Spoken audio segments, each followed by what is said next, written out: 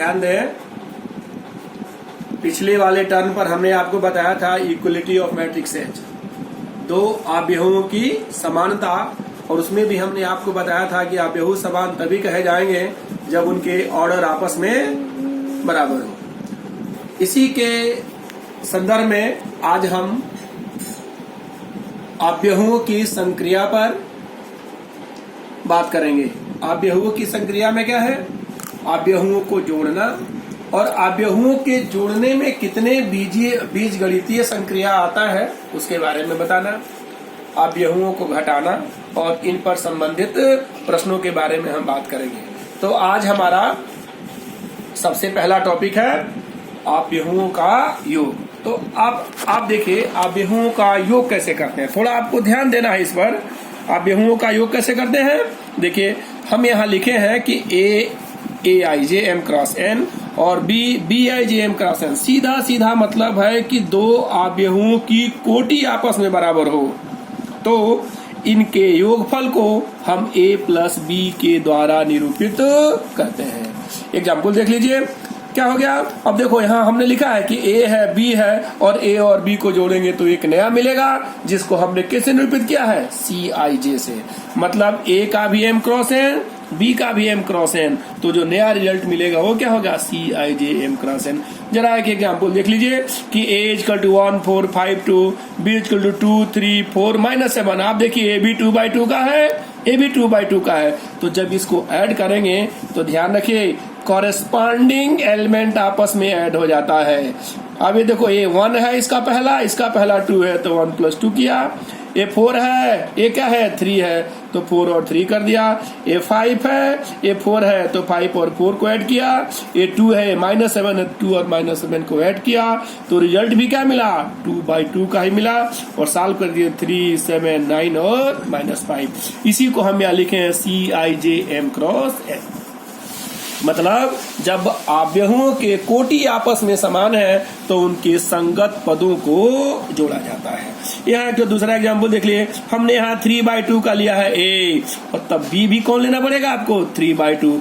और जब इसको ऐड करेंगे तो इसके पहले पंक्ति का पहला स्तंभ इसके पहले पंक्ति के पहले स्तंभ से जुटा तो 2 1 3 3 0 3 4 0 4 5 2 7 7 1 8 4 4 8। तो आप देखिए ये भी किस क्रम का मिला? 3x2 का। तो ये सब क्या है? आव्यूहों का योग आप कैसे करेंगे? तो ध्यान आपको ये रखना है कि योग तभी होगा जब उनके ऑर्डर आपस में क्या हो? समान हो। और इसी के संदर्भ में हमने यहाँ लिख दिया आव्यूहों के योग के गुण। सबसे पहले कौन लिखा हूं? क्रम विनिमय नियम, कम्यूटेटिव प्रॉपर्टी। मतलब यही है जो बाकी मैथमेटिक्स में है कि एक मैट्रिक्स A है, दूसरा मैट्रिक्स क्या है? B है, तो A में B को जोड़ें चाहे B में A के, मतलब इनके क्रम को बदल दें तो मान में कोई परिवर्तन नहीं होता है। साहचर्य नियम, साहचर्य में कितने होते हैं? 3 एलिमेंट्स होते हैं, और हम यहाँ 3 आव्यूह उठाए हैं। कौन? A B C। तो इनको किसी भी क्रम में जोड़ें, आव्यूहों के योग में कोई परिवर्तन नहीं होता है। इसके बाद कौन है? योज्य तत्समाप्त एडिटिव। एडिटिव में क्या है? वो शून्य होता है कि यदि किसी मैट्रिक्स में शून्य मैट्रिक्स को ऐड करें चाहे शून्य में A को ऐड करें, रिजल्ट हमेशा A ही आता है। अगला कौन है? योज्य प्रतिलोम। क्या लिखा हूं? a plus -a equal to -a plus a 0 हो गया। मतलब किसी आव्यूह के चिन्हों को उसके साथ जोड़ने पर रिजल्ट 0 हो तो कौन होता है? योज्य प्रतिलोम होता है। इसी तरह से हमने आपको लिखा है आव्यूहों का अंतर्याव्यवकलन, सब्सट्रैक्शन ऑफ मैट्रिक्स। इसमें भी वही कंडीशन है कि दो मैट्रिक्स आपस में कब सब्ट्रैक्ट होगा? जब उनके क्रम आपस में क्या हो? बराबर हो। तो एक मैट्रिक्स A हो गया, दूसरा मैट्रिक्स B हो गया। A माइनस B को हम इनका अंतर आव्यूह कहते हैं। और देखो हम यहाँ घटाए हैं A I J M cross N, B I J M cross N। तो जब माइनस होगा तो एक नया मैट्रिक्स मिलेगा जिसे हम नाम दिया हूं C I J M cross N। Example भी लिखा हूं 4 3 2 1 3 2 4 1। ये भी 2/2 का है, ये भी 2/2 का है। तो जब संगत कॉरेस्पॉन्डिंग एलिमेंट को घटाया गया तो आप देखिए यहाँ घटा के हमने यहाँ लिखा हुआ पूरा कि पहले का पहले से, दूसरे का दूसरे से घटेगा तो नया मैट्रिक्स मिला। 1 1 माइनस 2 0। कितने क्रम का मिला? 2 क्रॉस 2 का।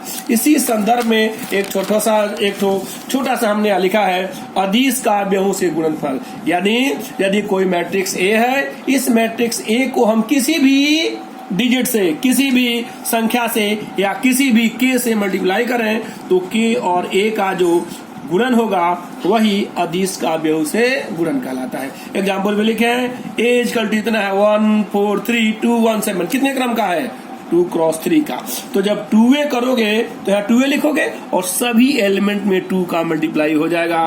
तो जो रिजल्ट मिलेगा वो भी किस क्रम का होगा? 2 क्रॉस 3 का। 3 होगा तो सब में 3 का मल्टीप्लाई होगा, 7 होगा तो सब में 7 का मल्टीप्लाई हो जाएगा। एक एग्जाम्पल भी हम लिखा है ए इक्वल टू 2 4 3 2 1 2 2 3। तो आपको क्या निकालना है? 2a minus 3b।